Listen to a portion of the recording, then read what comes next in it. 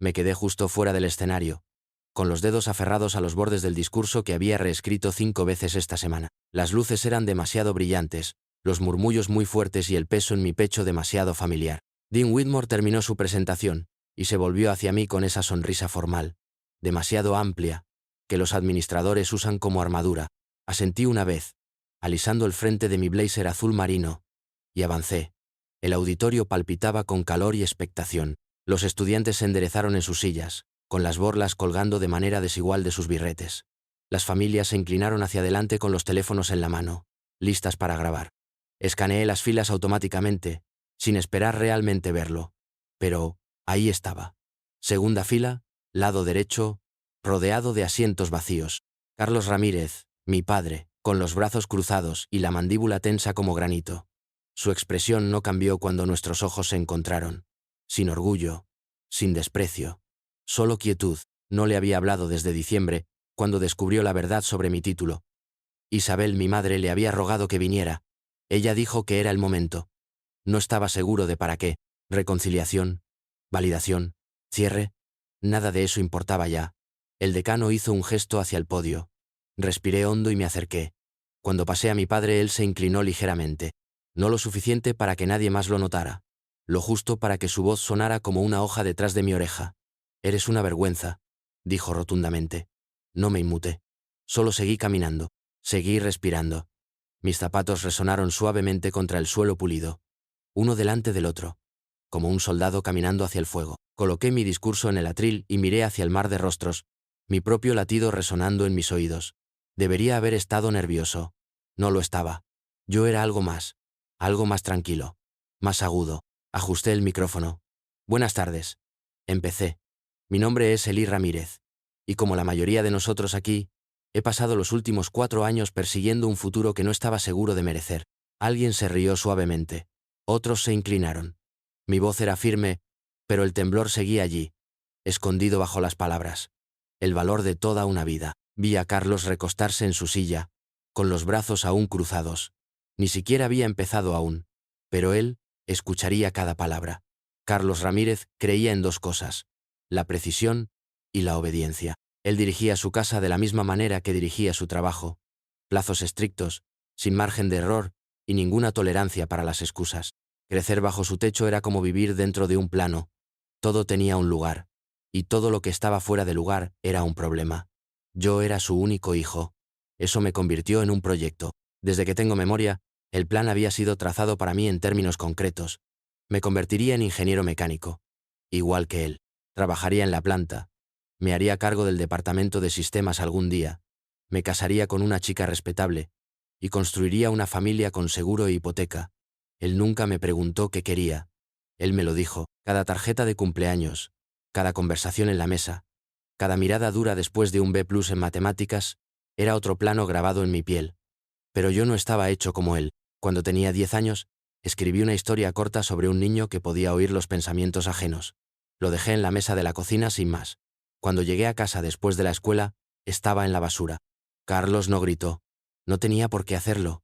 Él solo dijo: «Si tienes tiempo para tonterías como esta, no estás trabajando lo suficientemente duro». No volví a escribir en casi 2 años. Incluso cuando lo hacía, siempre era en secreto. Trozos de papel debajo de mi colchón, archivos guardados con nombres falsos en computadoras compartidas. Sabía lo que pensaba de la escritura. Lo llamaba basura emocional o gente que gana dinero con sus sentimientos. Cuando le dije que me habían aceptado en la universidad, me entregó una calculadora de dibujo flamante y me dijo: «Bienvenido a tu futuro». Asentí. Dije: «Gracias». Luego elegí una doble especialización en ingeniería y escritura creativa sin contárselo. Los primeros 2 años casi me destrozan. Pasaba las mañanas en laboratorios de física y las noches garabateando diálogos bajo luces fluorescentes. Cada llamada con Carlos era igual. «¿Cómo van los circuitos? ¿Sigues leyendo tus pequeños libros?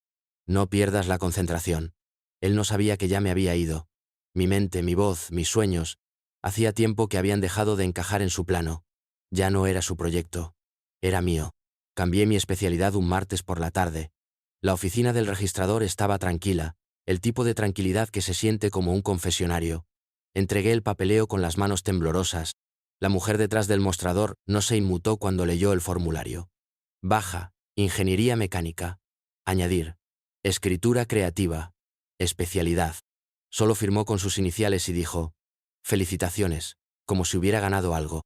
Salí con el recibo doblado en el bolsillo trasero, y por primera vez en años, no sentí que llevaba mi vida en una camisa de fuerza. Esa noche, se lo conté a mi mamá. Estábamos usando FaceTime. Ella en nuestra cocina desordenada, yo en una habitación de residencia estudiantil estrecha llena de cuadernos y culpa. Ella escuchó sin interrumpir, con las manos aún fregando algo en el fregadero. Cuando terminé, se secó las manos. Se acercó más a la cámara y dijo: solo termina con fuerza, mijo. Hazlo bien, o no lo hagas en absoluto. No me di cuenta hasta entonces de lo mucho que necesitaba su bendición. Por supuesto, no podía contar con Carlos para nada de eso. Para él, escribir no era una carrera, era un pasatiempo, una táctica dilatoria, un desperdicio de la matrícula. Así que no se lo dije, dejé que siguiera enviando correos electrónicos sobre pasantías a las que nunca postularía, hablando de su antiguo software de dibujo como si estuviéramos unidos por él. Empecé a aceptar trabajos secundarios, dar clases particulares de cálculo, editar ensayos, escribir publicaciones de blog para estudiantes demasiado ricos como para preocuparse por la ética. Mi cuenta bancaria nunca tuvo buen aspecto, pero se mantuvo a flote. Mi profesor de ficción dijo que tenía una voz por la que la gente pagaría por oír. Quería creerle, pero años de silencio toman tiempo para desaprender. Aún así, con cada historia que terminaba, cada fecha límite que cumplía, algo en mí empezó a cambiar. Algo robusto, algo propio. Solo tenía que evitar que Carlos se enterase, al menos hasta tener algo real que mostrar por ello.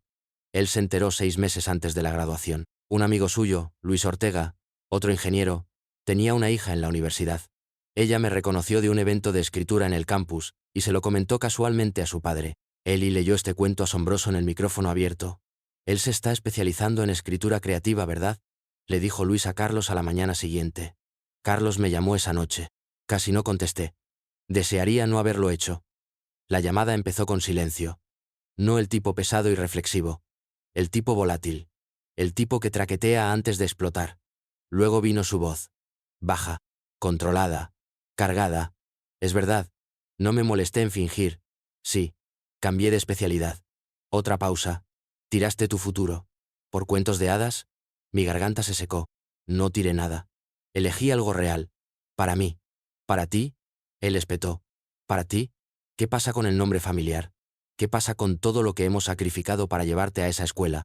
Isabel me apoya, dije, lamentando al instante haberla metido en esto.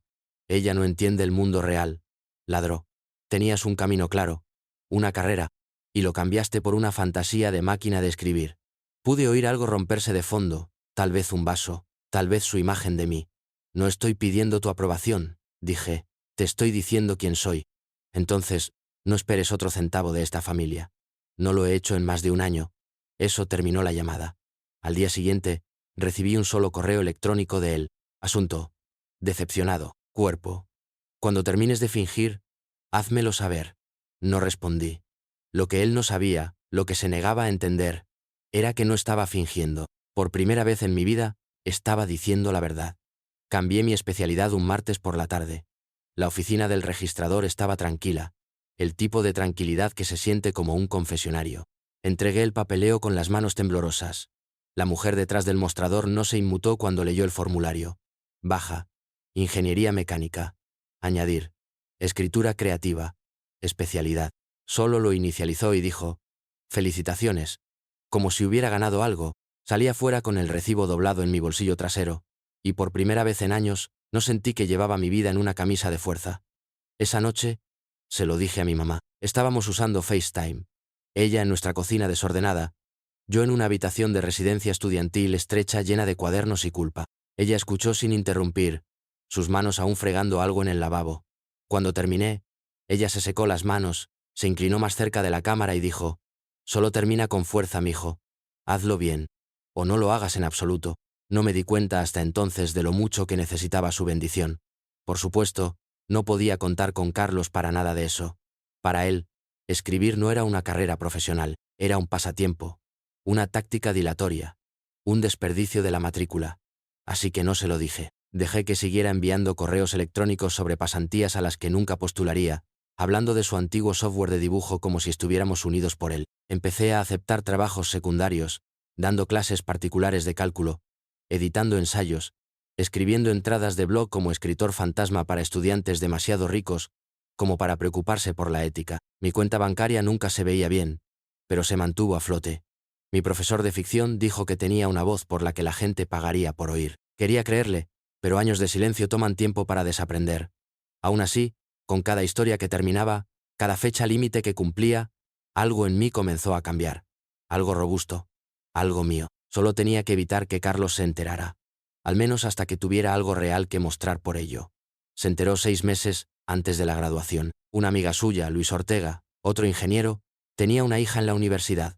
Ella me reconoció de un evento de escritura en el campus y se lo mencionó casualmente a su padre. Él leyó este cuento increíble en el micrófono abierto. Él se está especializando en escritura creativa, ¿verdad? Luis le dijo a Carlos a la mañana siguiente. Carlos me llamó esa noche. Casi no contesté. Ojalá no lo hubiera hecho. La llamada comenzó con silencio. No el tipo pesado y reflexivo. El tipo volátil. El tipo que traquetea antes de que explote. Luego vino su voz. Baja. Controlada. Cargada. ¿Es verdad? No me molesté en fingir. Sí. Cambié de especialidad. Otra pausa. ¿Tiraste tu futuro? ¿Por cuentos de hadas? Se me secó la garganta. No tiré nada. Elegí algo real. Para mí. ¿Para ti? Espetó. ¿Para ti? ¿Qué pasa con el apellido familiar? ¿Qué pasa con todo lo que hemos sacrificado para llevarte a esa escuela? Isabel me apoya, dije, lamentando al instante haberla metido en esto. Ella no entiende el mundo real, bramó. Tenías un camino claro. Una carrera. Y lo cambiaste por una fantasía de máquina de escribir. Pude oír algo romperse de fondo, tal vez un vaso. Tal vez su imagen de mí. No estoy pidiendo tu aprobación. Dije. Te digo quién soy. Entonces no esperes otro centavo de esta familia. No lo hago en más de un año. Eso terminó la llamada. Al día siguiente, recibí un solo correo electrónico suyo. Asunto. Decepcionado. Cuerpo. Cuando termines de fingir, házmelo saber. No respondí. Lo que él no sabía, lo que se negaba a entender, era que no estaba fingiendo. Por primera vez en mi vida, estaba diciendo la verdad. Después de esa llamada, la línea entre mi padre y yo no solo se quedó en silencio, sino que se calcificó. Sin textos, sin mensajes de voz, sin reconocimiento de cumpleaños. Ni siquiera un buena suerte cuando los exámenes parciales llegaron y se fueron. La casa en la que crecí se convirtió en algo abstracto, muebles y ladrillos sin memoria ni calidez. Me mudé de las viviendas estudiantiles a un pequeño subarriendo encima de una lavandería. El alquiler era barato, las paredes delgadas y el techo goteaba cuando llovía. Pero era mío. Cada dólar que lo pagó provino de mis propias manos. Trabajos independientes, trabajos ocasionales y más tutorías de las que una persona debería hacer de manera realista mientras termina una doble especialización. Isabel se registraba cada domingo. Ella nunca mencionó a Carlos directamente. Solo decía cosas como, tu padre ha estado callado, o ha estado trabajando hasta tarde otra vez. Creo que era su forma de decir, él está escuchando, incluso si no habla. Nunca pregunté si era verdad. No me quedaba energía para esperar. En cambio, vertí todo en mi tesis de último año.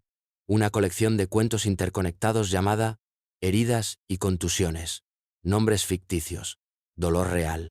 El personaje principal era un chico que hablaba en voz baja porque le enseñaron que los sueños fuertes invitaban al castigo. Escribí sobre hogares construidos a partir del silencio. Padres que confundían el control con el amor e hijos que escapaban escribiendo para salir. Algunas noches, terminaba un capítulo y me quedaba mirando la pantalla durante 10, 15 minutos, con las manos temblando, no por miedo, sino por liberación. Cada historia era una carta que sabía que él nunca leería. Cada párrafo era una versión de mí mismo que nunca había dicho en voz alta. No escribí para ser publicado. Escribí para sobrevivir. La graduación se acercó sigilosamente a mí como una recompensa en la que no confiaba.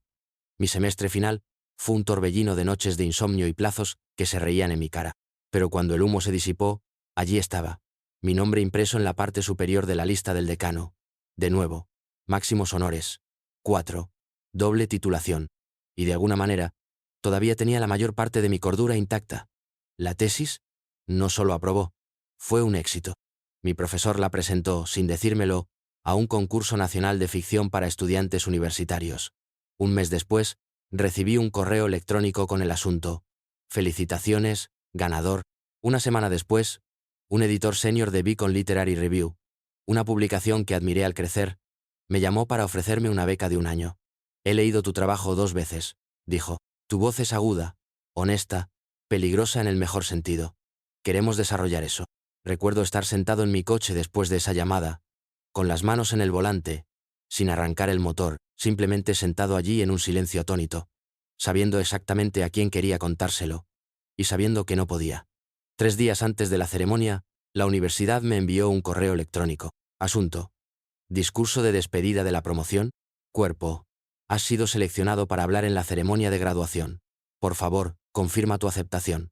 Me quedé mirando la pantalla durante mucho tiempo. Había caminado a través del fuego, solo. He escrito mi verdad de forma permanente. Y ahora querían que hablara. No sería solo un discurso. Sería un ajuste de cuentas. Y él estaría allí para oírlo. 2 días antes de la graduación, Isabel me llamó mientras planchaba la camisa que pensaba usar debajo de mi toga. Su voz era suave, pero la tensión latía justo debajo de la superficie, como una cuerda tensada. Él viene, dijo. No respondí de inmediato. Le dije que es tu graduación, añadió. Su único hijo, valedictorian. Si se pierde esto, se arrepentirá por el resto de su vida. Me senté en el borde de mi cama. ¿Y qué dijo él? Ella vaciló. Dijo que vendría. Pero también dijo. Su voz se apagó, sin querer terminar. Dilo, mamá. Un suspiro. Él dijo. No estoy aplaudiendo a la ficción. Cerré los ojos. No con ira, solo cansancio. Ese tipo de terquedad no se desvanece, simplemente envejece como mal cemento. No tienes que dejar que venga, dijo, ahora más tranquila. Tienes el derecho. Pensé en ello. Sobre las cenas silenciosas, las conferencias frías, los meses de silencio como ladrillos colocados entre nosotros. No se había ganado un asiento de primera fila para nada de lo que había construido, pero ese no era el caso. No vino a apoyarme, vino a verme. Y eso fue suficiente. Déjalo venir, dije. Necesita oírlo. El backstage fue un borrón. Estudiantes riendo, togas crujiendo, borlas arregladas por manos de último minuto. Me quedé solo, agarrando la copia doblada de mi discurso como si fuera un gatillo, no un guión. Llamaron mi nombre. Salí a la luz. Cada paso demasiado fuerte en mis oídos. Cuando pasé por la segunda fila, lo sentí antes de verlo. Carlos Ramírez. Traje oscuro, brazos cruzados, expresión ilegible, como si estuviera viendo un apagón que predijo. Cuando pasé, se inclinó hacia adelante, apenas lo suficiente para notarse, y murmuró, lo suficientemente alto para que la puñalada doliera. Eres una desgracia. 2 palabras. No gritado, no dramático, pero agudo, deliberado. No dejé de caminar, no parpadeé, no rompí el paso, pero las palabras dieron en el blanco, no porque fueran sorprendentes, sino porque una parte de mí todavía quería demostrar que estaba equivocado. Llegué al podio. Las luces eran calientes, el micrófono chisporroteó, el auditorio se calmó, teléfonos se alzaron. Cientos de rostros me devolvieron la mirada, algunos orgullosos, otros aburridos, algunos apenas escuchando. Desdoblé el discurso, miré hacia arriba, me aclaré la garganta, y hablé. Mi nombre es Eli Ramírez. Comencé, con voz firme, y como muchos de ustedes, pasé los últimos 4 años tratando de convertirme en alguien con quien pudiera vivir, cuando el mundo a mi alrededor seguía tratando de decidir por mí quién se suponía que debía ser. Una pausa. La sala se inclinó hacia adelante. Carlos permaneció en silencio. Pero ahora estaba escuchando. Tenía un discurso preparado. El tipo que se supone que debes dar, brillante, seguro, lleno de clichés sobre la perseverancia y el futuro. Lo había practicado, ensayado las pausas. Incluso lo cronometré hasta el segundo, pero de pie allí, con los ojos escaneando un mar de personas que no habían vivido mi historia, que no tenían idea de lo que costó solo estar de pie, detrás de ese podio, tomé una decisión. Doblé el papel por la mitad. Lo dejé a un lado. Tomé una respiración que se sintió como si viniera de lo más profundo de mi columna vertebral, y hablé desde algo más antiguo que mi voz. Se nos dice que sigamos el plan. Comencé. Que caminemos en líneas rectas. Que persigamos la seguridad por encima del significado. Que nos convirtamos en lo que otros pueden entender, en lugar de lo que realmente somos. La sala cambió. La gente se inclinó hacia adelante, no solo por cortesía ahora, sino por reconocimiento. Para algunos de nosotros, las expectativas no eran solo sugerencias, sino reglas, contratos implícitos, firmados en silencio. Si te quedabas dentro del plano, estabas a salvo, respetado, amado. Pero si te desviabas, si elegías la pasión sobre la practicidad, el arte sobre los algoritmos, la voz sobre el silencio, Te convertías en un problema que debía solucionarse. No alcé la voz. No necesitaba hacerlo. Pasé años tratando de ser la versión de mí mismo que hacía que otras personas se sintieran cómodas. Y cuando ya no pude hacerlo más, cuando finalmente dije que no, no me encontré con aliento. Me encontré con decepción, con puertas que solían abrirse, y ahora permanecían cerradas. Hice una pausa. En la segunda fila, Carlos se sentó inmóvil. Ojos fijos en mí. No lo nombré. No necesitaba hacerlo. El tipo de silencio que siguió no era vacío. Estaba cargado, ponderado. Un silencio que decía que la gente no solo estaba escuchando, sino que estaba sintiendo. Vi a una madre en la primera fila bajar su teléfono y mirar a su hija de forma diferente. Un hombre en la parte de atrás cruzó los brazos con más fuerza aún. Un profesor asintió lentamente, como si hubiera visto esta historia desarrollarse miles de veces. Mi viaje no ha sido ordenado, continué. No fue aprobado por adelantado. Hubo noches en que me pregunté si habría cometido un error, si había tirado la estabilidad por puro egoísmo. Si todas esas advertencias eran ciertas, se me tensó la garganta, pero no dejé que ganara. Me dijeron que mis sueños no tenían valor, que la narración no era una habilidad, sino una distracción, que a nadie le importaría lo que tuviera que decir. Bajé la mirada por un momento. No porque estuviera avergonzado, pero porque la emoción necesitaba espacio. Cuando volví a levantar la vista, me encontré con sus ojos, no como estudiante, no como orador, sino como alguien que había sobrevivido al peso de ser rechazado. Estoy aquí no porque seguí el guión, dije, sino porque tuve la audacia de escribir uno propio. Y esta vez, dejé que el silencio se extendiera. No estaba vacío ahora. Estaba lleno. Dejé que el silencio se asentara antes de volver a hablar, con calma, mesura, como si estuviera entregando la verdad suavemente. Me dijeron que las historias no me llevarían a ninguna parte, que nadie paga por la ficción, que la pasión era una irresponsabilidad. Pero lo que no sabían era que las historias que escribí, sobre la presión, la expectativa y el desafío silencioso, comenzaron a llegar a la gente. Hice una pausa, y luego dejé que el momento calara. Una de esas historias, un extracto de mi tesis de último año, fue publicada hace 2 meses en una revista nacional. Se volvió viral. Miles de personas enviaron mensajes para decir que se veían reflejadas en ella, que habían vivido en las mismas casas silenciosas, caminado por las mismas cuerdas flojas, tragado la misma culpa. Un murmullo recorrió la multitud, y la semana pasada, continué. Acepté una beca anual en Beacon Literary Review. Estaré trabajando con editores cuyos libros solía sacar de la biblioteca a escondidas. Los aplausos comenzaron bajos, vacilantes, pero aumentaron rápidamente. Los estudiantes se levantaron primero, luego, el profesorado, luego, lentamente las familias se unieron. Toda la sala se puso de pie, excepto por un hombre. Carlos Ramírez no se movió, no durante la revelación, no durante los aplausos, no cuando la multitud se puso de pie. Se sentó en esa segunda fila como una piedra tallada en resentimiento. Brazos cruzados, labios apretados, expresión ilegible. Pero Isabel, sentada a su lado, se secó la esquina del ojo con un pañuelo. Ella no lo miró a él, solo a mí. Ella articuló algo que no pude entender del todo. Parecía, lo sabía. Cuando bajé del podio, con la multitud todavía bullendo, con las manos extendiéndose para estrechar la mía, me aseguré de pasar junto a él. Él se levantó. Por un breve segundo, pensé que podría decir algo. Bien hecho. Me demostraste que estaba equivocado. Estoy orgulloso. En cambio, se giró. Y salió. Sin palabras. Sin asentir siquiera. Solo el sonido de sus pasos alejándose por el suelo de mármol. Él había escuchado cada palabra. Y aún así, eligió el silencio. Pero esta vez, no me rompió. Me liberó. El backstage era un caos. Como después de que una tormenta se despeja. Compañeros de clase me dieron palmadas en la espalda. Los profesores me estrecharon la mano, como si siempre supieran que aterrizaría sobre mis pies. Mi asesor me atrajo a un abrazo rápido, susurró. Te ganaste cada segundo de ese silencio. Pero fue Isabel quien hizo que todo se detuviera. Ella se abrió paso entre la multitud con los brazos abiertos. Sus ojos ya estaban húmedos. Cuando me alcanzó, no dijo nada de inmediato.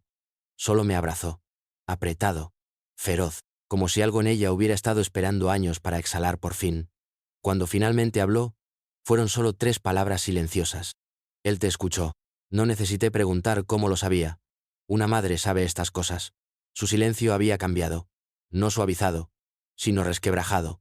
Lo suficiente. Asentí, pero no sonreí, porque esto no había terminado. No para mí. El aplauso fue agradable. El reconocimiento, incluso mejor aún. Pero lo que necesitaba ahora no era una celebración, era un cierre. Esa noche me senté solo ante mi escritorio. El traje que usé antes estaba colgado sobre una silla, y el discurso que no di estaba arrugado en la basura. Saqué una hoja de papel y un bolígrafo. Sin teclado, sin procesador de textos. Esto tenía que ser a mano. No lo escribí buscando la reconciliación. No lo escribí esperando alguna disculpa. Lo escribí porque había cosas que necesitaba decir en voz alta, incluso si él nunca decía nada a cambio. Papá, criaste a un soldado. Simplemente no el tipo que querías. Me enseñaste a mantenerme erguido, cumplir mi palabra, nunca huir de los desafíos. Aprendí disciplina de ti, resiliencia, fuerza. Pero también aprendí que el silencio puede ser un arma, que las expectativas pueden sofocar más profundamente de lo que el fracaso podría jamás. Querías un anteproyecto. Me convertí en una página en blanco. Lo llamaste desgracia. Yo lo llamo autoría. Lucho con palabras, no con armas. Y eso no me hace débil. Me hace ser peligroso de otra manera. No tienes que comprender. No tienes que estar de acuerdo. Pero recordarás que me planté en ese escenario, y no me inmuté. Ni una sola vez. Eli, doblé la carta con cuidado. Sin sobre. Solo palabras crudas, expuestas. A medianoche, conduje hasta la casa de mi infancia. La luz del porche estaba apagada, pero conocía la casa de memoria. El crujido del escalón delantero, la forma en que el pestillo del buzón se atascaba, si no lo presionabas justo bien. Deslicé la carta a través de la ranura del correo. Y luego me alejé. No lentamente, no amargamente. Solo. Adelante. 3 meses después, estaba de pie en el borde de una azotea polvorienta en el norte de Jordania, con la cámara colgada sobre un hombro y el cuaderno en la otra mano. Debajo de mí, los niños pateaban una pelota de fútbol desinflada por callejones llenos de escombros. Su risa resonaba a través del silencio roto como música que se niega obstinadamente a morir. Esto no era ficción. Esto era real. Me había convertido en reportera de Beacon Literary Review, cubriendo historias que no llegaban a las noticias nocturnas. Familias desplazadas, voces silenciadas, la humanidad bajo los titulares. Mi primer libro, un híbrido de memorias y ensayos titulado Inheritance of Silence, ya estaba en producción. Lo había escrito en cafés entre entrevistas, en aviones a las 3 a.m., en tiendas de campaña iluminadas solo por lámparas de batería y el parpadeo de la memoria. Era todo lo que siempre había soñado. Duro, crudo, significativo. Una mañana, de vuelta en mi hotel de Amman, llegó un paquete, sin dirección del remitente, sin marcas, excepto mi nombre garabateado en mayúsculas. Lo abrí lentamente, cautelosa sin razón alguna, y encontré algo familiar dentro. Una copia impresa de mi discurso de graduación, el que nunca di, la versión que había planeado antes de decidir decir la verdad, excepto que ahora había sido leído y marcado. Los pasajes estaban subrayados con tinta roja, algunos pequeños signos de interrogación en los márgenes. Una frase encerrada en un círculo cerca del final: el éxito se trata de convertirse en quien siempre debiste ser, incluso si nadie aplaude. No había nota, pero conocía la letra. Carlos.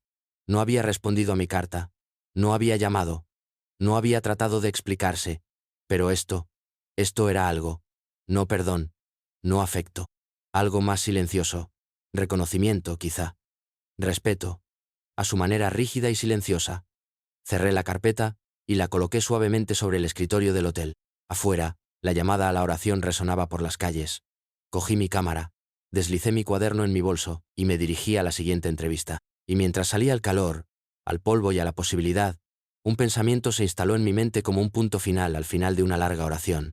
No necesitas aplausos para que tu voz se oiga. Solo necesitas un escenario, y yo construí el mío. Esta historia fue intensa, pero esta historia del lado derecho es aún más demente.